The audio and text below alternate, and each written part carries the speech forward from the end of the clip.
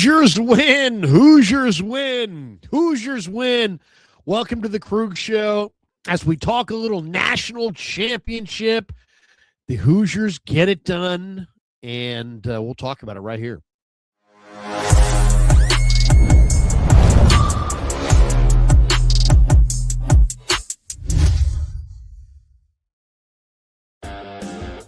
All right, welcome to the Krueger Show, brought to you by Pig and a Pickle. The best barbecue in all of Northern California is Pig and a Pickle. Check them out. They're in Emeryville. They're in Corte Madera. They're open 7 days a week from 11 a.m. till 8 p.m. or until they run out, and they do run out. So get some brisket chili. Tell them that Krug sent you. Hoosiers win. Hoosiers win. Damon's happy, I'm sure. And big win for the Indiana Hoosiers as they win the national championship. And I'll tell you, Signetti came from James Madison, and he brought a lot of his James Madison guys with him. And he had a really good thing going at JMU, and then carried it right over to Indiana. And, you look, to me, Indiana's got so many good players. Fernando Mendoza with the play of the night, running in the touchdown late to give Indiana a lead. And Mendoza, 16 of 27, 186 yards. No touchdowns passing, but he had the one touchdown rushing. He had the 12-yard touchdown run. Good, incredible gutsy call. Carson Beck played well. I thought he earned some money tonight. 19 of 32, 232 yards, one touchdown, one pick. Mark Fletcher Jr., what a back he is. He's coming back to Miami. 17 carries for 112 yards, 6.6 a carry. But there are, Indiana's got some really gutty players.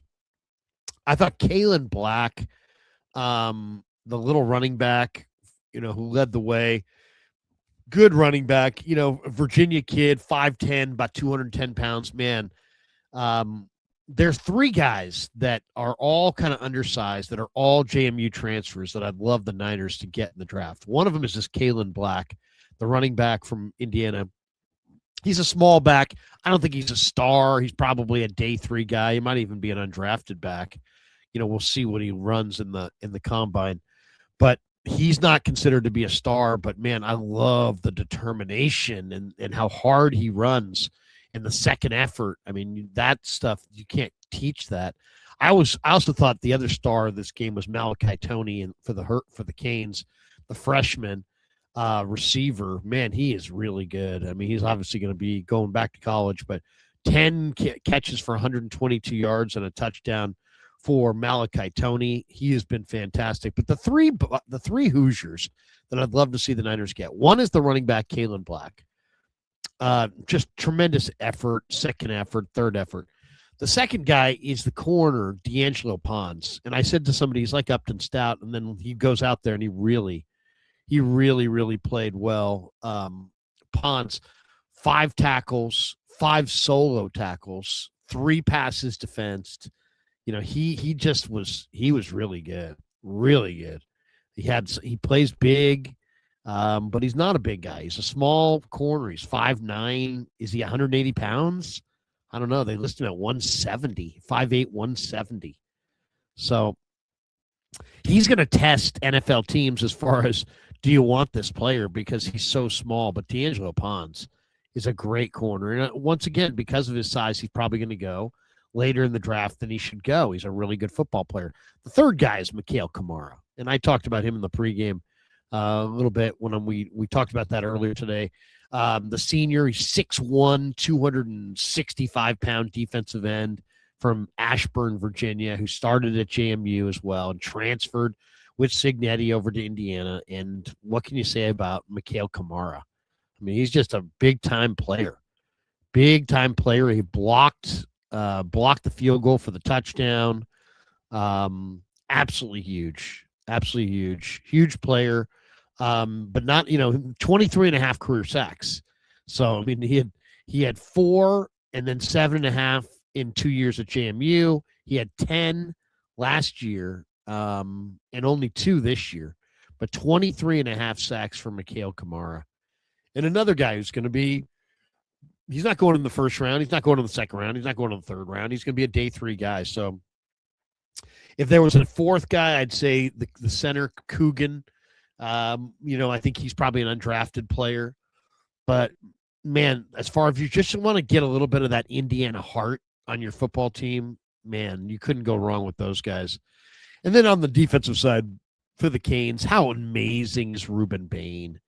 I mean, if the 49ers were to trade up into the draft, that's the guy you'd want, Ruben Bain from Miami, the defensive end. I mean, he just 8 tackles, 5 solo, a sack, 2.5 tackles for loss. I mean, he's just an awesome player. And Akeem Mesidor, who played opposite him, also had 2 sacks and 2 tackles for loss. I mean, those 2 guys on that defensive line. They also have Ahmad Moten, senior, he's also in the draft. Big-time players for sure. But Ruben Bain, Mohamed Touré, too. I mean, they also, Canes have a couple big-time players. Mohamed Touré is not going to move particularly well, but he is just tough. Yeah, I know he's had concussion issues, but 6'2", 240 from New Jersey. I think the Rutgers transfer, Mohamed Touré, 11 tackles, 6 solo. He's violent as hell. And then Wesley Besant, the senior linebacker, also, really, really good player. He's an undersized guy, kind of probably a special teamer type, but the athleticism on Besant is incredible. So, I mean, there was incredible players on all sides, but Ruben Bain is probably the best player in this game outside of Mendoza, who's going to go number 1. But Ruben Bain, 6'3", 275-pound defensive end. I mean, heck, if you could get one player out of this game, put him on the 49ers, yeah, I'd love to have Ruben Bain opposite Nick Bosa. That would be amazing.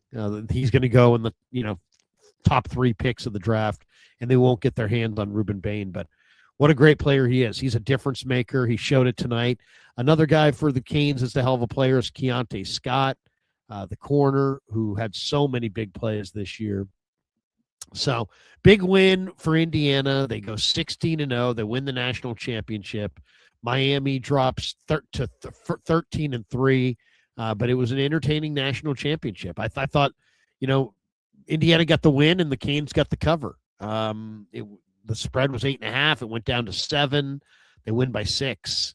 So Indiana gets the win, but the Hurricanes and their fans, whoever they bet on their Canes, they get the cover. So great win for sure. And it was an interesting football game because you had a really powerful defensive squads on both sides. And Signetti, credit Signetti. What he did this year at Indiana is really incredible. I mean, the Indiana Hoosiers, a national championship winning. If you'd said last year, yeah, the Indiana Hoosiers will win the national championship. Really? They just lost their quarterback. Rourke was going to the NFL, and somehow they get Fernando Mendoza and his brother to transfer there. And, really, this is the first true transfer portal team in college football. I mean, no attack on Indiana, but I mean they had a bunch of guys all transfer as a group, and all to one school, and look what happened. I mean, tremendous year. They deserve it. They played a great brand of football. They run the ball. Though they didn't tonight, give the Canes credit. I mean, that's the thing. Usually you say whoever's going to run it better is going to win. And yet, even though Indiana tried to run it, they ran it 45 times for 131 yards. It wasn't very efficient. It was only 2.9 a carry, where the Canes ran 21 times, 32 passes, 21 runs, but Miami ran for 5.2 a carry.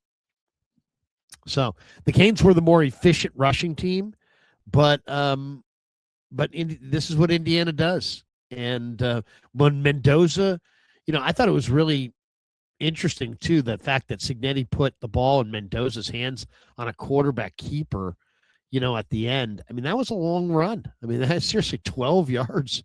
And he got there, and it was like a second effort, and he's twisting and he's turning, and but that was like, hey, you know what? I love the clarity of thought. We have the Heisman Trophy winner. We have the guy who's the first pick in the draft. Here is the difference maker. Let's put the ball in the hands of our difference maker, and let's take our chances that we can potentially, get it done. And they did. They got it done. So great win for the Canes for sure, and or great win for the Hoosiers for sure over the Canes. And how about Miami playing at home, and in front of they slept in their beds basically. So total road trip for Indiana, and this is just a big one. You knew that it was going to be a partial crowd. I'm sure Indiana traveled really well, but you get Miami at home in Miami, and still Indiana. And now that you got it looks like Signetti's got a bunch of the guys all touching the trophy. I mean, he's a different cat. I mean, to be able to get this done at Indiana and go from JMU over there, bring all these guys with them, and they're if you believe in old school, Vince Lombardi kind of football, blocking and tackling, and not that that's not old, that's old school, but I mean, just this guy is the throwback coach, and his team really was rugged and tough and played really, really well. So great win for Indiana, and they win the national championship. Now Mendoza's likely to be the first pick in the draft. They'll have a bunch of guys drafted, and what'll be interesting to see is if we see the coordination of transfer portal guys all going to one school in a group in the future to try to do what Indiana did this year, was win the national championship. I could see it. It's going to take an awful lot of coordination and money and, donors and all that kind of thing. But I could see a bunch of guys from one program saying, hey, let's go somewhere together and win a national championship. So credit Indiana, big win, big win. In some ways, it restores a little faith in the college football playoff, because I don't know about you guys, but the last few years, it's just like it's the same 3 or 4 teams. You get Georgia and Bama and Ohio State, and it's like the same. There's such a redundancy and a repetitive nature to the top of the college football world that it's really, really refreshing to see an Indiana Hoosier team on the top of the college football world, because nobody really saw that. Nobody really saw that. It's a great story. I don't know. I doubt Indiana football can sustain this and become a college football powerhouse long term, but still, for the night, great win for the Hoosiers. We do have one super that we'll hit here. I'm going to jump over on KMBR now and take some phone calls and talk a little Niners, do a little Niner post game. That's coming up on KMBR in a few minutes. We have this one from Nando. It says Mendoza and Signetti to the Raiders. Bet it. Signetti to the Raiders? How about this? Mendoza to the Raiders to be the starting quarterback for Clay Kubiak. I think that's it right there. It's Clay Kubiak. I think the Raiders are going to go with Clay Kubiak. Tom Brady's going to have a big influence there. Obviously already does, but I think they go with the offensive guy and a quarterback. I think they go with a quarterback in the draft, and then they go with the offensive coach to build around him. And I think Clay Kubiak and Fernando Mendoza are probably their combo. That's going to be something to watch, though, for sure.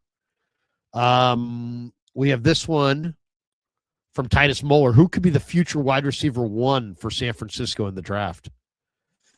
Well, that's a great question. That is a great, great question. Who is going to be the number 1 guy? I'm gonna give you a couple names here.